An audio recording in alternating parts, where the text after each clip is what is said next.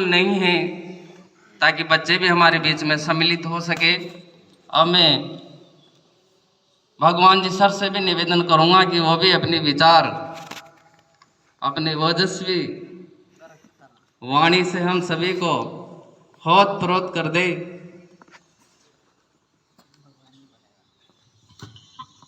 वैसे तो हिंदी में मैं काफी बोल सकता हूँ, लेकिन मैंने अब स्पीच तैयार की तो फिर मैं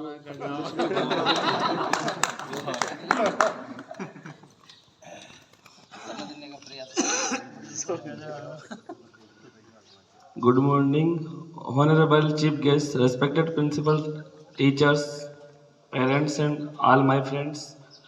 I wish you all a very happy Republic Day today. We all have gathered here to celebrate our 73 Republic Days of India.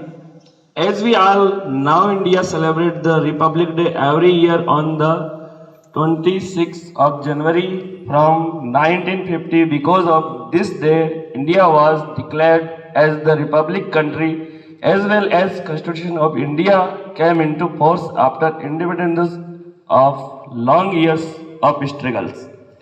After getting independence from the British rules in 1947, India did not have its own constitution.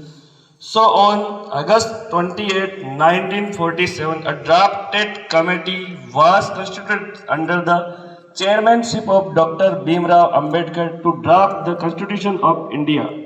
The Constitution was written by the Dr. Bhimrao Ambedkar. It took 2 years, 11 months and 18 days to complete the Constitution of India.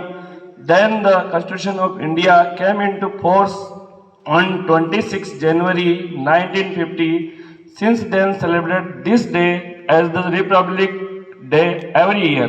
Republic means that the supreme power of the peoples living in the country, and only the public has the right to elect their representatives as a political leader to lead the country in right directions. For India, Republic Day is not only a celebration but also a pride and honor, as the constitutions came into force throughout India. India and Indian citizens got their basic rights. Today we are living in freedoms without any pressures in society. That credit goes to the brave soldiers and freedom fighters of the Indian freedom struggles. जय हिंद, जय भारत।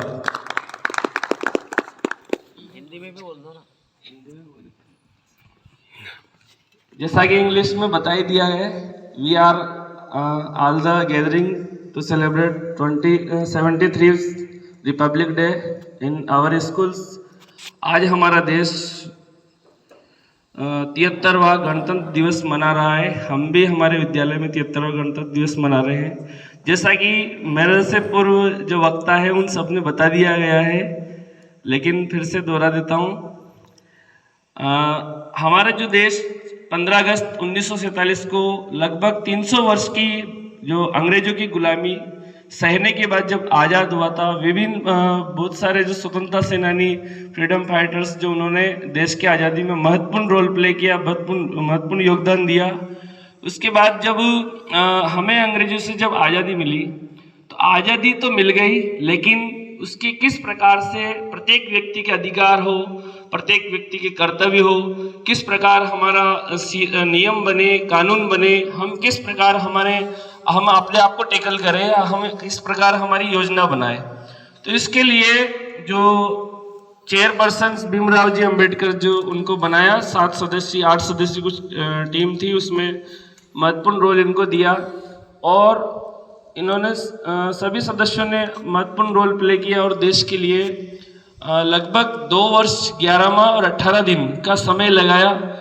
और हमारा जो 26 नवंबर 1949 को हमारा संविधान लगभग तैयार हो गया था, अधिनियमित हो गया था, लेकिन जो 26 जनवरी 1930 को जो रावी नदी के तट पर जो तिरंगा लहराया था, उस दिन स्वराज दिवस घोषित किया गया था, आज़ादी दिवस घोषित किया था। उस दिन को यादगार बनाने के लिए जो हमारे जो संविधान सभा के जो सदस्य थे, उन्होंने 26 नवंबर के बजाय 26 जनवरी 1950 को इसको पूर्ण रूप से लागू किया और इस दिन लगभग 299 जो संविधान सभा के जो सदस्य थे, वैसे 389 थे, लेकिन जो मुस्लिम लीग अलग हो गई थी तो उस वजह से पाकिस्तान अलग देश बन गया था। तो जो उनमें से 299 जो सदस्य थे उनमें से 284 सदस्यों ने हस्ताक्षर किए आखिरी दिन, और हमारा जो संविधान बन के तैयार हुआ। आज हम उस समय हमारे जो संविधान में लगभग 395 अनुच्छेद थे, 8 अनुसूचियां थी और 22 भाग थे। और उसके बाद आज की कंडीशन में जो हमारे जो देश की अगर अपन बात करें तो 24 भाग है और लगभग 12 अनुसूचियां हैं और 395 आर्टिकल्स है। आर्टिकल्स भी उसके अंदर सब आर्टिकल्स जुड़ते जा रहे हैं।